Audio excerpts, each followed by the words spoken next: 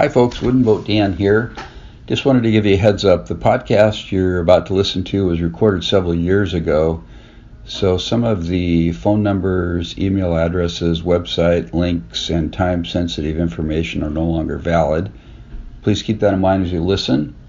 If you'd like to contact me, my email address is woodenboatdan@gmail.com. Thank you and enjoy the podcast.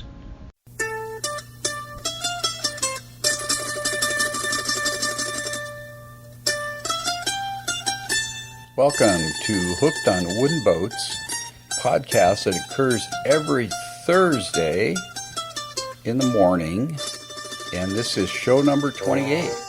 I am Dan Matson. I'm hosting the show today like I do every day, and I want to welcome you to this podcast that celebrates the art, craft, history, and tradition of wooden boats of all kinds. Welcome to the show today, folks. Great to have you. I like to mix up the introduction a little bit, have a little fun with it. Gets a little repetitious to say the same thing every week. Hope you're doing well today. We had a good week in the wooden boat world this week. And in fact, our featured segment today is an interview I did with Hasse last week. Carol is the owner of Port Townsend Sails and Hasse and Company in Port Townsend, Washington. I visited with Carol. She's got a really great story about how she started boating and sailing and learned celestial navigation and how to make sails and started the first wooden boat festival in Port Townsend and lots of cool stuff. Really had a great time, so please stay tuned for that interview. If you are not aware, you can subscribe to this podcast, so every week when I publish it on the internet, it will show up on your iPhone or your Droid phone or on your computer. And you can do that by going to iTunes, to the store on iTunes, to the podcast section, and in the search box put in Hooked on Wooden Boats. That will take you to the list of podcasts I have online, and on there is a place where you can subscribe. The second way you can do it is to go to my website and click on the RSS button. And RSS stands for Really Simple Syndication, of all things. So if you click on that, it takes you to a site and gives you some options on subscribing. So that way you don't miss a show, because you really don't want to miss this show because it's got some good stuff and we're having fun with it. Also, I'd love it if you subscribe to my email list. You can do that on my website. On the homepage, on the right-hand side is a button. You click to subscribe, and I send out about once a month. Hang on a second, I'm turning my heat off so it's not too noisy in the background. Okay, I'm back. You can subscribe to my email list, and I send out articles of interest and videos and things like that are kind of fun, so I would encourage you to do that. It's a way for me to connect directly with you, find out what your interest in wooden boats is, maybe talk about the boats you have. We get some fun dialogue going back and forth, so I would encourage you to do that. You can also subscribe by going to hookedonwoodenboats.com/subscribe. I always hate to say /, but anyway, you know what that means. The little bar that's at a 45-degree angle. I think it's 45, yeah, 45 degrees. So please do that. And I would love it if you would connect with me in one of those ways, or also on Facebook, Pinterest, and Twitter. You can look for Wooden Boat Dan and you'll find me there. You can email me, dan@hookedonwoodenboats.com, or call my very popular voicemail feedback hotline at 424-261-2360. I dare you to do that because it doesn't happen very often that I get a phone call with a recorded message, but I'd love it if you connected that way, gave me some feedback on the show, maybe ask some questions, and I will address those. So 424-261-2360. Thanks for doing that. So personally, in the last week, I've been working on some little projects in my shop that are kind of fun. As you've heard before, I'm working on building a sassafras canoe. I've got all the half panels cut. There's 20 of them. I've cut my scarf joints with my low-angle block plane. And my next task is to cut a rabbet in the top the bottom edge of the top 4 panels. Not the bottom edge, not the top edge of the bottom 4 panels. I don't want to get that mixed up. So I went to do that, and it's like, okay, I can do this with a rabbit bit on my router. And I went and priced the bits, and they're like $25. I'm thinking, I don't think so. And then, okay, I can do this with a rabbit plane. I can go buy a rabbit plane, and I didn't even price those, but I'm guessing they're maybe the cheapest one starts at $30 and goes up from there. So I thought, let's be creative and think green here and make my own rabbit plane. So that's what I did. And it actually works. Pretty cool. So what I did is I took my low-angle block plane, my Stanley low-angle block plane, and I measured the angle that the plane iron was at, and I cut a piece of white oak that's 1.5 inches wide, that's cut to the width approximately of my low-angle block plane. So I cut that at a very low angle. And then I put a little screw in the white oak, and that way I can place my plane iron on the white oak, and I can actually use the clip system. I'm sure it's not called a clip system, but it's the device on the Stanley plane that holds the plane iron in place. So I can use that to clamp it down to my white oak, and I also put a little guide on the edge for my plane iron, and then on the bottom of the white oak base, I put a piece of 3/16 plywood as a guide, 3/8 inch from the edge of the white oak. Anyway, it was a pretty fun project, and I saved myself some money, and it was just a fun thing to do because it's kind of creative. I like to do that. So if I get time, I'm going to put some pictures of that up on my website along with the show notes here.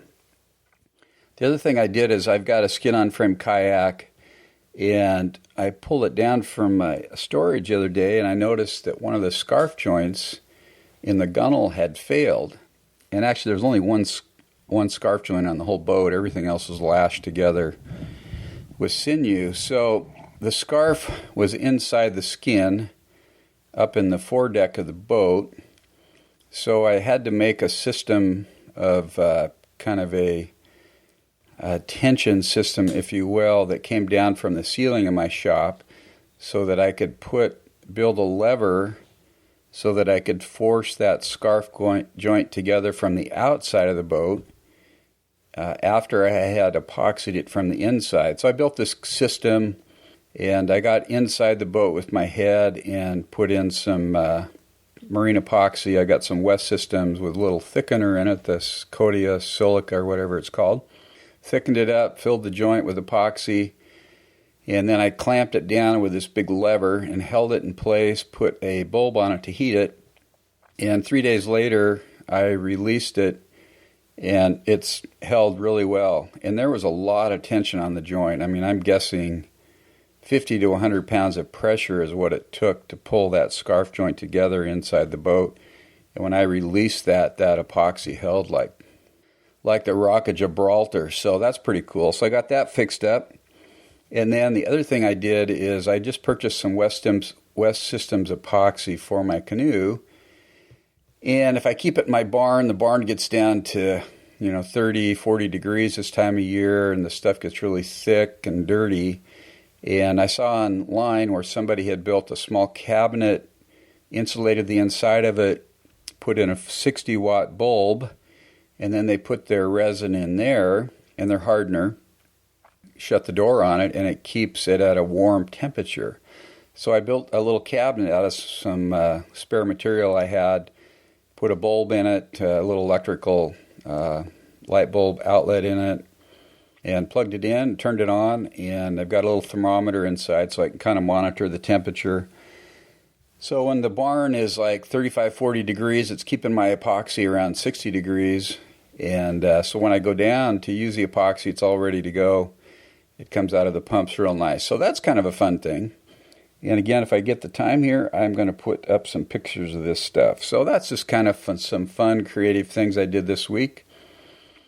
I like doing that stuff. I like being creative and using material that I have. There's just a sense of satisfaction when you don't have to go buy something. You can make it yourself. It's pretty fun. Okay, I think that's it for the news today. Thanks for tuning in again, and let's get started with the interview with Carol Hasse of Port Townsend Sails. Take it away, Carol. It is March 20th, 2012, and I am at Port Townsend Sails with Carol Hasse. Carol, welcome to the show. Thank you. Great to have you here today. I appreciate you taking the time to let me interview you.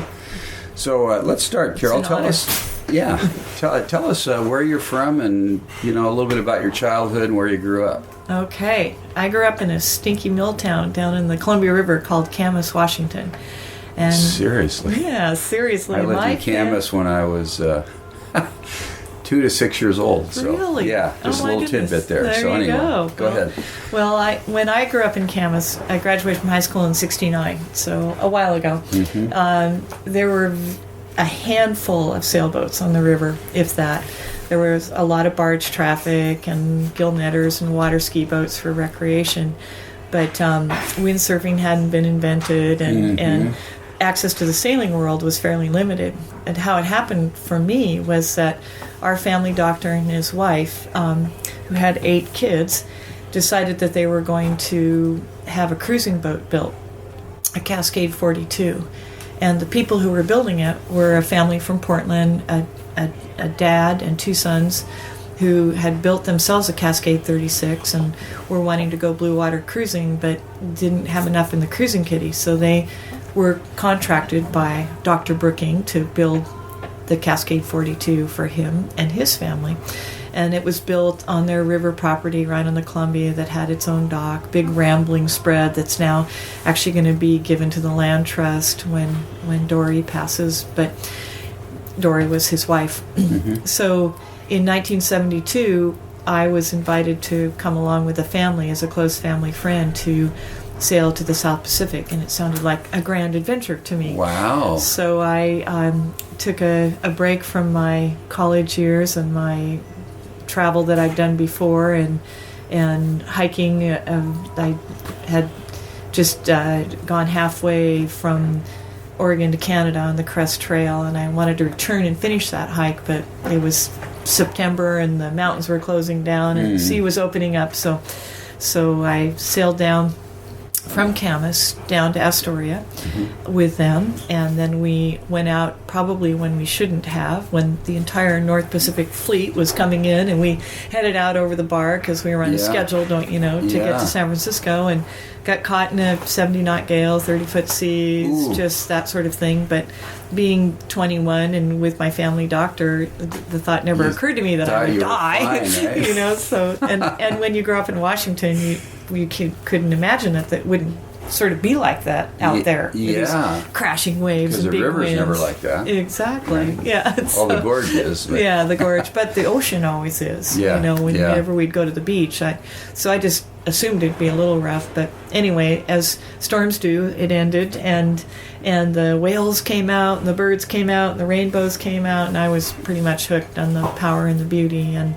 And what I ended up doing was learning celestial navigation from that crew and becoming a person who could go on different boats on different legs of the trip as their kids came and went. So anyway, I ended up cruising on a honest-to-goodness Chinese junk from gunk holing from Puerto Vallarta to Acapulco, and then I got on a little Alden yawl and went down to Costa Rica, and then I got on Just by meeting people on route. So what happens in a cruising scene is that there are only so many tenable anchorages, and the weather windows kind of dictate when you would depart, or hurricane season, et cetera, et cetera. So you have this little community of friends that you become closer and closer to. They're all holed up there until things improve. Exactly, and you're helping each other with different projects, and just enjoying each other's company and shore trips and that sort of thing. So because I knew celestial navigation, and this was pre-sat-nav and pre-GPS. So you learned that on this trip, Carol? Correct.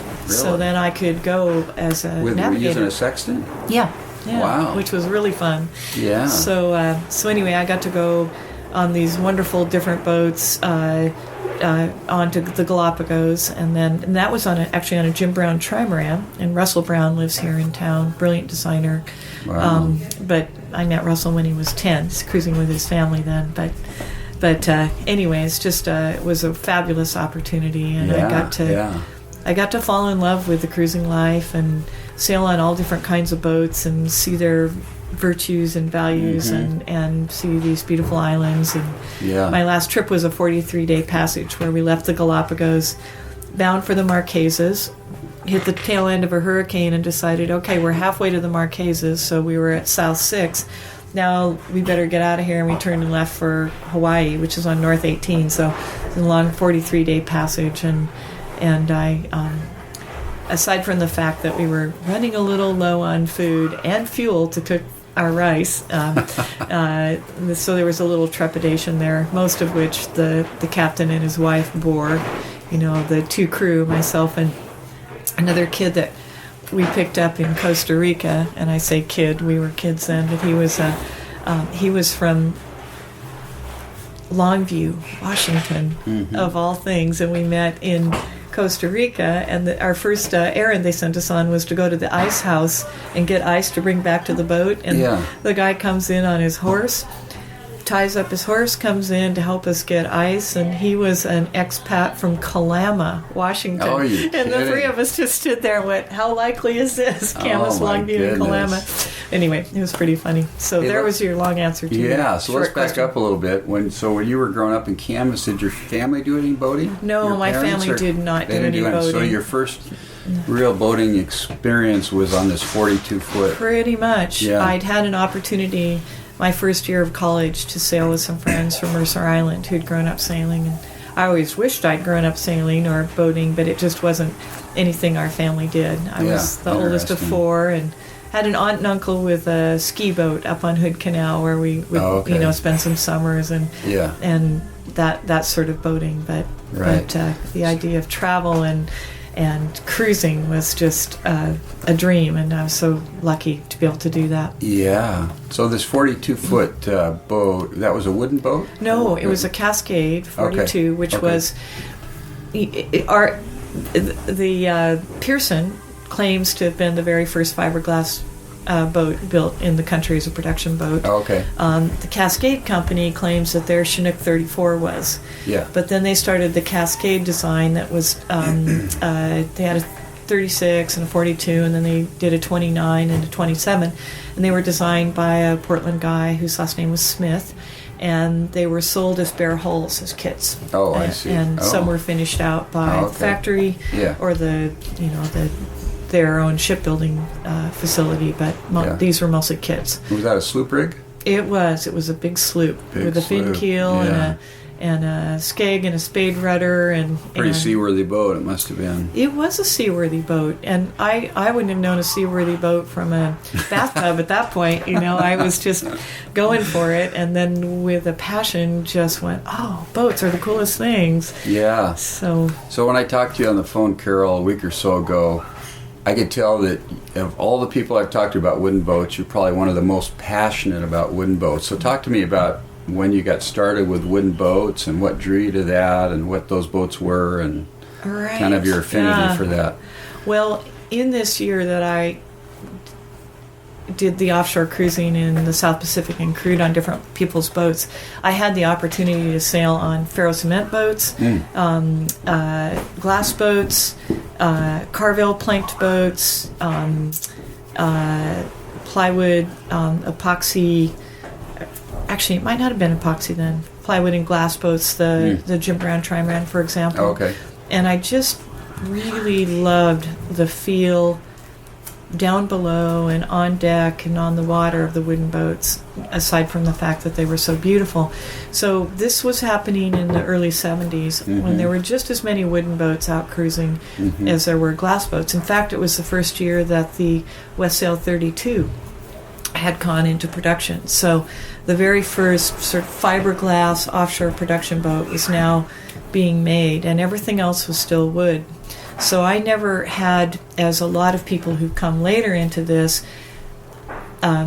any fear of wood because it's what we were in. It's what we did. And I realized not only their beauty, but their function and how there was no reason in the world to not want to be in a wooden boat, especially, again, because to my eye, most of them were, if they were maintained, so beautiful and lovely. So when I came back from this year, I had every intention of learning a skill, building a boat, going back to sea. And when I came back... What year did you come back from? This would have been 73, something like this. And I found So you were gone how many years? A couple of years? I've spent 2 years traveling, but I was just a year at sea. Okay. So I came back and I found my closest friends from the year I'd gotten through school involved in building a 47-foot ketch from a bare fiberglass hull that was from Port Townsend. I'd never been to Port Townsend or heard of it. That boat's hull had been brought to Bellingham, and our little communal group, there were 8 to 10 of us. The oldest of us was 23, and we all actually are still dear friends today. The boat was built primarily by the 4 principal guys in the communal operation, and I got a start at the Shot Tower Loft in Seattle to help make the sails for it. So we finished the boat. We sailed it from Bellingham to Point Hudson, right here in Port Townsend. So you took the bare hull and finished it, basically? Yes. The 8 of you did? Yes. So you built the cabin and everything? Yeah, the decks, the bulkheads, the house. Use aluminum masts then? Or? No, they were wooden masts. Oh, you built wooden masts? Yeah, and it was a catch rig. Actually, we had a guy named Gene Shepard, who was the big spar builder then, who seemed like an old guy. He was probably way younger than I am now, but anyway, he built our masts, and I helped make the sails with one of the other gals involved in the operation. And we sailed our boat into Point Hudson in the spring with the plan that we would leave that fall, a few months, and go on our hopeful circumnavigation. So we got to Point Hudson. So you were going to do a circumnavigation with this group? That was the plan. Okay. Exactly. And that was in 73? Yeah. And so we actually, after we launched it and got the boat built, it's now 75. We sailed into this harbor and we all fell in love with it, and it's just such a beautiful place. My goodness, you can see the mountains all around, and you just look out, and all it does is invite you to go sailing off, or to the islands, or some place where you can drop the hook and take a hike or a climb, or all the way out to the ocean and be gone. So anyway, these buildings were all empty then, and we had some other friends who were a communal boat building operation with a ferro cement hull down on the Washington coast in a place called Moclips, and they had no amenities there for finishing a boat. So they had motored up the coast, jumped into Point Hudson, sort of unbeknownst to them what kind of place this was, and were offered the opportunity to open some of these buildings and finish their boat, finish building mast, rigging it, and that sort of thing. And the offer came from a person who held the lease on Point Hudson at the time and wanted to generate a little bit more income by renting out the shops. Okay. So that's how 2 things happened. One was the first wooden boat shop at Point Hudson here, and the gentleman who started that, who was from the Moclips organization, the boat built out there, and myself and a handful of other people, Tim Snyder, decided we should have a wooden boat festival. And that's kind of how it started. Really? And that started in 79, was it? No, it was 70. Our first one was 76. Oh, 76. Yeah, okay. if I'm remembering correctly, because we're 36 years into it. So I'm the only remaining board member in Port Townsend of our original group that started this. And in our naivete, we thought, we're going to have a big festival. We're going to charge admission so people will come and look at these wooden boats. And from that money, we're going to start a year-round educational boat building, sail training for kids. All this, we just had this vision. Had a big vision for which it. really has taken all these 30-plus years to kind of still be shepherding along with our Maritime Center and Wooden Boat Foundation. The Wooden Boat Foundation has a permanent home in the Maritime Center building.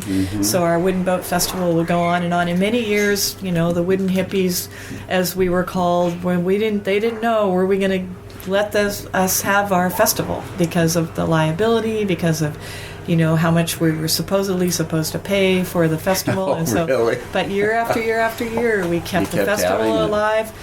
We made sure that there weren't condominiums built at Point Hudson so that we could keep our campus as we envisioned it in the future intact, that we could actually have this place open to the public so people could come down here and be around wooden boats or just boats at all that would be available to them in sail training or a livery or that sort of thing. So wow. So the first one was in '76. How many people do you think attended that, Carol? Oh, roughly. I'm gonna say probably 5,000 or 6,000 people. It was way bigger than we ever would have thought. Wow, that was the first one. Yeah. Oh my goodness. Yeah, and then now they're. Of course, that was probably the first wooden boat festival on the West Coast, wasn't it? Well, it was the second one. The Center for Wooden Boats, Dick Wagner started the very first one. Oh, he did. And that was on the 4th of July, and it was down at the bottom of Lake Union. Same year? A year before. Oh, a year before. And we were inspired by that. Yeah, and then our friends in Victoria were inspired by ours, and the next year they started the Victoria Classic Boat Festival. Wow. And that's always been a judged show, and of course, as a young sailor and sailmaker, I always, the great honor would be to win a prize. And as years went on, now I'm a judge. Oh, wow. And it's really a fun show it happens in front of the Empress. It's free. There are no educational things that go with it. There's no income gathered for a group. Yeah. Although now they're starting to take donations at the ramp to just because it's now affiliated with the Maritime Museum. This is the up one there. in Victoria, and it's Labor Day weekend. Correct, Labor Day weekend. Yeah, right. So and our Wooden Boat Festival here is always the weekend after Labor Day. And our harbor is just chock-a-block, just full. You could just about walk from the rafted boats from one side of the harbor of gleaming brass and varnish down to just funky, functional, beautiful work boats and just all of it. It's so great. And the Victoria show is probably half and half power and sail. Okay. And I'm going to guess ours is 3/4 sail. Yeah. And they complement each other. All three of these shows, they're really different. And ours is always focused on education. In fact, the very first festival, we had preceding it a week-long symposium with John Gardner and Nick Benton and Nat Wilson from East Boothbay, Maine, sailmaker for the U.S. Coast Guard Eagle. We had them come out, and we had these symposia. And really what grew out of that, I believe, and the enthusiasm from the Wooden Boat Festival was the Northwest School of Wooden Boat Building, which followed along, I'm going to say 6 years probably after the festival started. And I was on the board of that organization for a couple of years, or a couple terms. School of Wooden Boat Building. Yeah. Went back, first it started in our boat haven down here, and then we had a shop out where Pete Langley's foundry is, and now they have the lovely home down at the bottom of Port Townsend Bay. Right. So now I got to back up and ask you a question. That circumnavigation that you were going to make, did you guys do that? Did the circumnavigation happen? It did not, but really? A great trip through the South Pacific did. Okay. And with that group of people? Yes. On that boat? Yeah, and we changed crew and met up. So tell me a little bit about that trip. Karen. Well, I actually didn't do very much on that trip. I did some sailing in Hawaii when it got back there, and the reason was that I discovered what I really wanted was to have my own boat. And in my naivete, I thought, well, I'll start a sail loft here in this building where we're sitting right now. The building belongs to the Port of Port Townsend. And in 2 years' time, I'll have enough money to have bought a boat, outfitted it, and have a cruising kitty and go off sailing.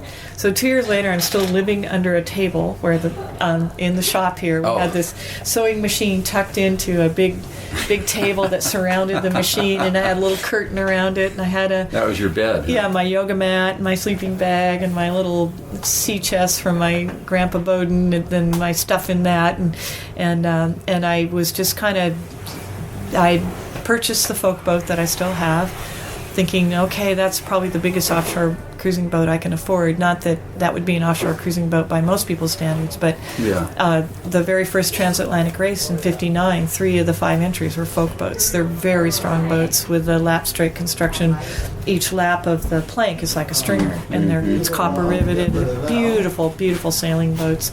So Is that a 26-foot boat? 25. 25. It's a Nordic folk boat. Yeah, The right. International is 26. What year did you buy that? January of 79. 79, okay. So, and I started the loft in 78. And 1980 came along, and I realized two things. One was that aside from the fact that I loved my work and I loved this community, and I thought, how great is that? Where do you ever find work that you love? Yeah. I also had an opportunity then. I was invited to sail on Neil Young's schooner. He was not aboard, but I was invited to sail with his crew who'd been here for a wooden boat festival, and we'd become friends from Mexico to Hawaii. And I thought, well, that's great. It's winter. I can take a break. So down I went, and we had a weather situation that rather than going to Hawaii, we went to the Marquesas, which was quite lovely.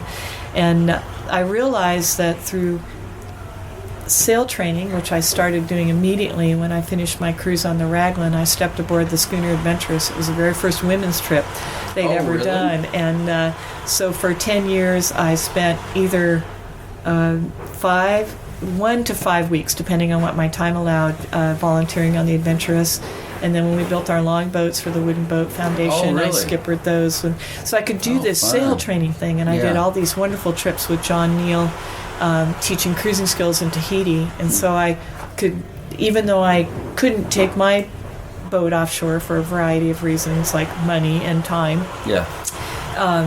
I could join my customers or be paid, or at least have my expenses paid to go do passages in sail training. So I got to go to Fiji and Tahiti about 5 times. I did the very first women's trip. We took a boat To from Fiji, you say? Yeah. Oh, that's a long haul from here. Yeah, well, a lot of these trips I was flown to those places, Oh, and we'd I- sail around the islands. Oh, I see. Or I do the passage. Yeah, So okay. I've done a trip. We helped take Barbara Merritt and Karen Prelu, and I were the. Karen was our skipper, and Barbara Merritt and I were the mates, and we did the very first women's trip on the Alaska Eagle, which was a whitbread winner in the 80s, and then donated to Orange Coast College. So we sailed that boat from Honolulu to Friday Harbor, and so I've been able to keep sailing actively, Yeah, and have keep the business here, which has been a great joy. So you're still continuing to do sales and passages and training and all that kind of. So you're getting out on the water these days. Yeah. How about on your boat? You getting out on your boat? Well, son? in my boat, never enough. But I try to take a healthy cruise every summer. The last time I was able to really take a month in the boat was now 3 summers ago. Yeah. But in May, I'm going to be heading up north to the Broughtons with a dear friend who runs the programs at the Northwest Maritime Center. Okay. And then in September, I'm going to be doing a sail training trip up in the Gulf Islands with Barbara Merritt on another Orange Coast boat. And this summer, I'm hoping to take my folk boat down, not very far, but to a very important place in my heart, and that's down to Paul's boat to hang on John Guswell's mooring. He's invited me year after year to come down and visit. I just want to do that before I won't have the opportunity to do that again. Oh, okay. I don't know John Guswell. John Guswell was the first Canadian to solo circumnavigate, and he built a boat called the Trekka, and he wrote Trek Around the World. John is somewhere in his 80s now. He was crew on Miles and Beryl Smeaton's Sue Hang when she was rolled going around or knocked down going around the Cape Horn, and he helped get Beryl back on board, and while she carried on sailing Ian Miles. Yeah. It was a very big deal. It's a great story to That's read all their in the book, huh? Yeah. What's the name of the book again? Well, his book is Trek Around the World and all of his adventures, and so he built a little. Gosh, now I don't think it was 19 feet. It might have been. No, it wasn't 19. I think it was 23 feet. Small wooden Lauren Giles design boat, and he's a big guy. He's over 6 feet tall, and he just got in that boat and ran around the world because that was his dream to do. Wow. And his vessels in the the Maritime Museum in Victoria in their collection, and sometimes is in the water sailing, and sometimes is small enough that it can be in the museum. Did you say that was a boat he built here? Yeah. Okay. Yeah. Yeah. So, and what's his the construction on that? Is it caravel plank or? I don't know, Dan. I'm sorry. I can't remember now if it's because his more recent buildings he's been doing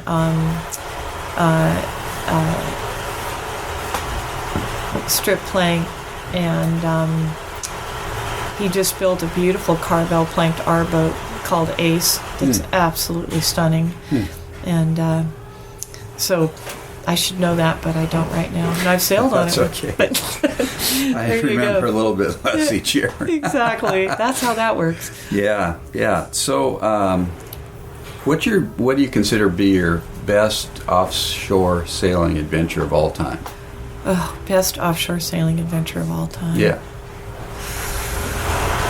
I would say it was having the opportunity to go with my then almost 6-year-old son to fly into Papeete in Tahiti and sail through all those islands that I'd grown to know so well from years of teaching cruising skills there, and sail over to Moorea on the lovely schooner Alcyone, 65-foot Frank Prothero design and build that belongs to the most remarkable family, Sugar and Leslie Flanagan, and their 2 daughters, Allie and Darby. And Darby must have been 7 or 8 at the time, and my son was just about 6.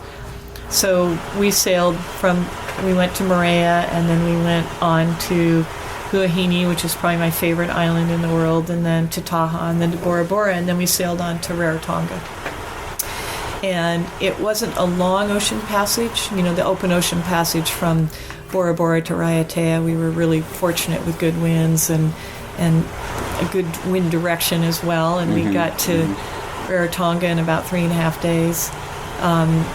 But just the joy of being on such a stunningly beautiful, well-kept, well-found wooden classic schooner with my son, who at that time wasn't so very sure about putting his head underwater, and by day 3 was swinging off the yardarm into the drink, and I just it just warm blue water over there probably, huh? Oh, totally perfect. Tahiti's one of those, in my mind, heavens on earth, in the sense that the water temperature, the air temperature are fairly constant in the water in the upper 70s and air temperature in the upper 70s, lower 80s. Not too much humidity, no bugs, no snakes, no poisonous animals ashore, no shark problems. No, it's just amazing.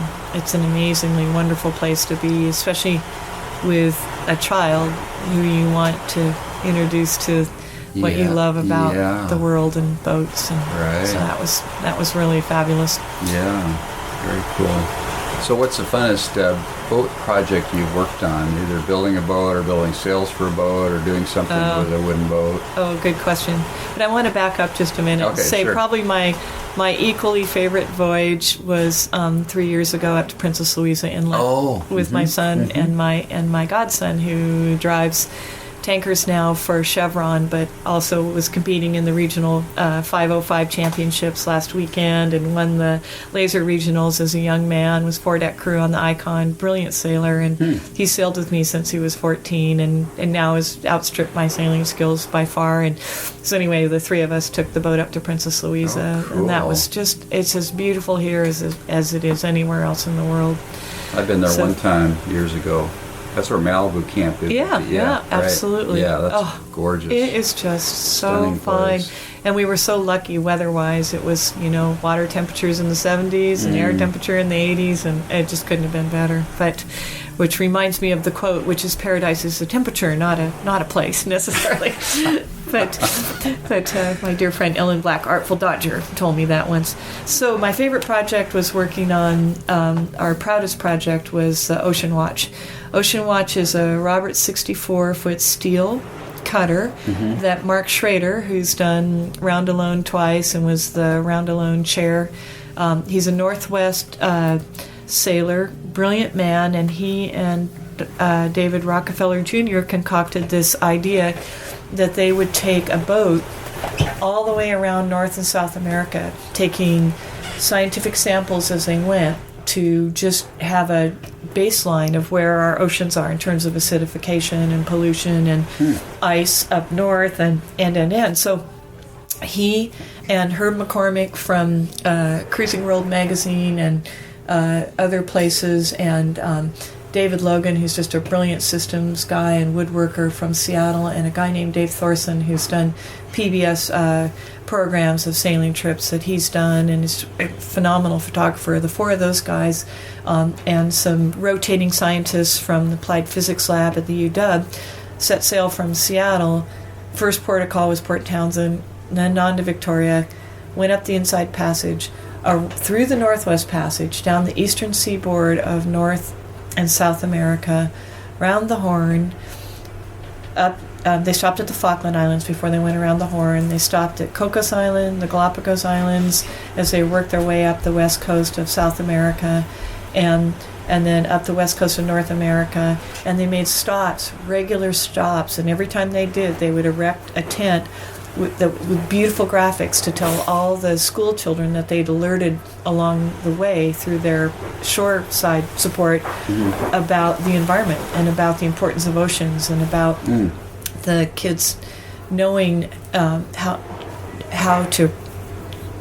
endangered they are, how they might protect them, how they might care because of not just the food they get out of them, but their beauty and the transportation and the animals and so on. So it was a big honor to be chosen for that sailmaking job, because they had to go pretty much 30,000 miles without any chance for maintenance, and a very rigorous schedule as they went around both Americas. So you built the sails for that boat? We did. Yeah. And our crew did such a stellar job. When How I many say, square feet was that? Oh, let's see, the mainsail is a little over 700, and the Genoa is probably about 900, so over 2,000 square feet. And the sails weren't necessarily the biggest sails we ever made. The biggest suit of sails we did was for the schooner Adventurous. It was built in 1913, and as my part of volunteering for that, we'd schlepp the old sails up here year after year and worked on them and developed a volunteer army that could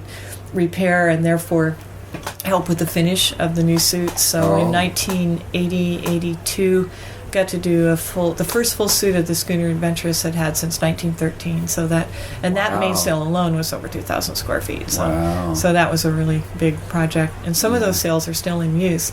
And Wayne Chimenti, who you'll be talking to this afternoon, he was the skipper, and the guy's amazing. He can rig it, and he does tall ship sails. So he has since sails do have a life expectancy, unfortunately, because they are fabric and they break down in the sun, regardless of the most UV resistant fabric you can use and the best construction techniques. They're somewhere around, our sails go 50,000 miles, and then or 10, somewhere between 10 and 20 years, depending on how much sun they see. I see. But roughly, we can figure a circumnavigation and a half in 10 years' time if you're actively using them, 10 to 12 years, and then they have to kind of replace. Like a car tire, you just go so many miles. Exactly, and they're over. Exactly, yeah.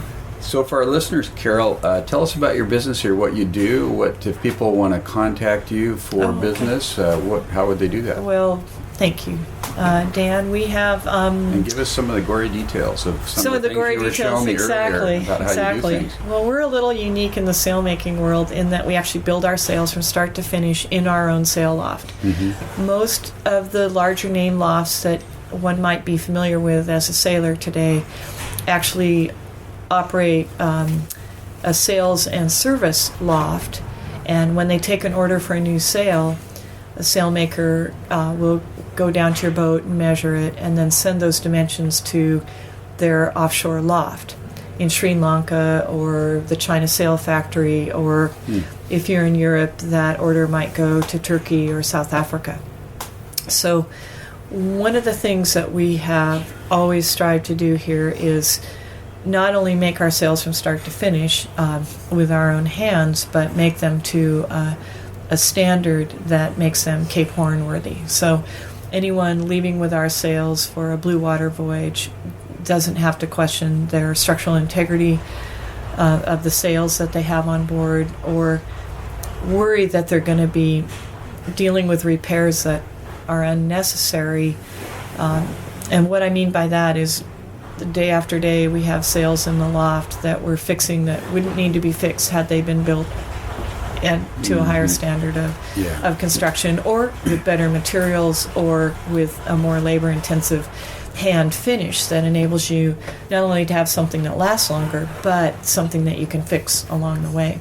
Yeah, you were showing me you do a lot of hand sewing of parts. We do. Things. We hand sew all the rings to which slides and hanks are attached. We hand stitch leather around the webbing loops that hold a roller furling sail to the head swivel and the roller furling drums so the sun can't rot those. We really try to foresee from the years of repair work what the weak places are, so that when they're put together, they're just as good as they can be made. And it's been really fun. Most of our customers are serious cruisers. They either want the longevity in their sails for Northwest cruising, or they're planning a passage to New Zealand or a circumnavigation, something like that. But one of the neat things about the handwork that goes into these sails to make them more seaworthy is that they aesthetically, they're beautiful to my eye anyway, the handwork and the aesthetics in it, which then makes them an aesthetic match for a classic wooden boat. Because that's the way a sail would have been built when those wooden boats were designed or built. Yeah. So, how has the technology changed in sailmaking, Carol, in the last 20 or 30 years? the biggest change in technology in the sailmaking world probably has to do with computer design and computer cutting. So we have a CAD cutter in the loft. Once I've gone down and measured the boat and done a scale drawing of the rig and the sails that we intend to build, then the 3D shape is developed on the screen of the computer, which essentially builds a mold in space. And then we drape the fabric virtually over this mold.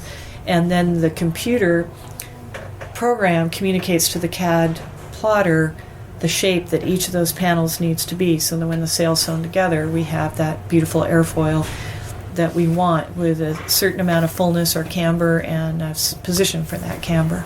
So we can still build them with the same way that they would have been built 100 years ago, but we have a design tool that does several things. It keeps us from having to lay the sails out full size on the floor or on the ice, which is what they had to do in New England when the ponds froze over to have a big enough space to do it. Yeah. Or in the sand. So we can actually cut them out, which saves us a lot of back-breaking work for one thing, and a lot of space. So we can keep sails being sewn together by our crew. There are 12 of us when we're all here, and so work doesn't have to stop for a floor layout or refairing of the edges. So it's very, very efficient in terms of space use and cloth use and our ability to replicate successful designs. So that's a wonderful thing. Yeah. There's a lot of change in material, but still the most durable, maintainable cloth that you can build sails out of today is Dacron, which is a trade name for polyester, and that which is most tightly woven, that's called premium Dacron, made by a company like Challenge in New England, is really the best fabric that a cruising boat can have on their vessel today. Yeah. Is that available in different colors, Carol? Good question. Is it available in different colors? It's available in what's called tan bark, which came out of the days when sails were made out of flax and linen and cotton and would not only rot in the sun, which everything does, but also rot from moisture. Dacron will not rot from moisture, nor will mildew or mold damage it. It might grow a little bit in the dirt that's on the sail, but it's not structurally damaging the sail. Yeah. So the tan bark was a concoction then of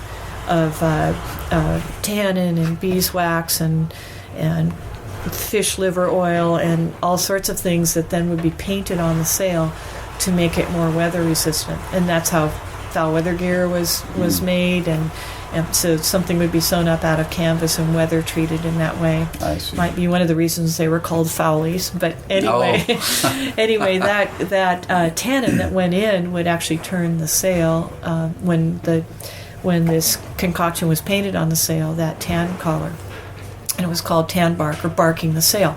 So what that does in modern times is reduce glare for the sailor at the helm, make you more visible at sea, and works aesthetically on a lot of boats. Often a gaff rig boat will choose that tan bark, or what we call a plastic classic, like the West Sail 32 with a lovely shear and a simple cutter rig. Bristol Channel cutter is another one that might choose tan bark. And then the other color is a cream color that used to be called Egyptian Dacron. And the reason it was called Egyptian Dacron is because the very finest, most tightly woven cotton that was available was from Egypt, and because of the dirt it was grown in, it had that creamier color, and it was the strongest long staple because of the growing season that it had and the genetic stock it came from.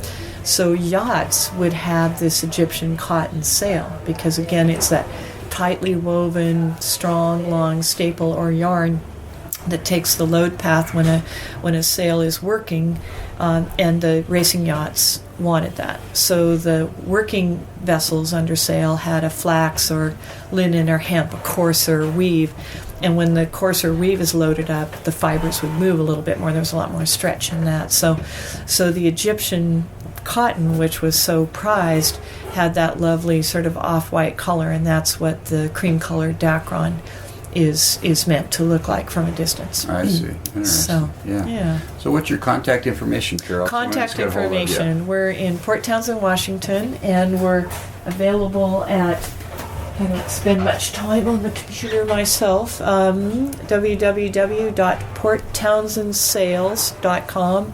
That's PORTTOWNSENDSAILS.com. And you can email us at ptsales@olympus, OLYMPUS.net.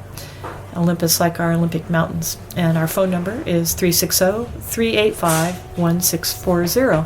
Okay, very good. Any parting comments for our listeners, Carol? Anything you'd like to say? Yeah, I just hope if any of you get the chance to come to one of our wooden boat festivals in Port Townsend, that you have that opportunity, and that we also just wish you safe sailing and the joy of it. And that don't forget that some of those old wooden classics are as good as it gets in terms of design, performance, and joy to sail. Great. Well, thanks a lot, Carol, for doing this today. We'll be talking soon. Thank you. Okay, take care. Thanks again, Carol, for being kind enough to take time out of your busy day to meet with me for an interview. It was really a pleasure to meet you and see what you do there. And the quality of the workmanship that you guys put out is just phenomenal on these sails, hand sewn and all that. It's very cool. And I did get to go down and walk and see down at the dock there, Carol, and see your folk boat, your 25-foot folk boat, which is really awesome, a little lapstrake Scandinavian boat that you've had for quite a while. So anyway, best to you, and please call Carol or go to her website. And I'll put that information on the blog. Actually, I'm going to look it up here real quick. I am back, and the website address for Carol's company is porttownsendsails.com. That's PORTTOWNSENDSAILS.com. And the phone number there is 360-385-1640. And if you call Carol, let her know that you heard about her through me if you didn't know her before. Please subscribe on iTunes or on my website to the podcast. And if you like the podcast, please leave a 5-star review on iTunes. And don't forget, you can call me on my very popular voicemail feedback hotline, 424-261-2360. And I hope you have a great week. Keep the bright side up and the barnacled side down. Wooden Boat Dan over and out until we meet again next Thursday. Take care, folks. Bye-bye.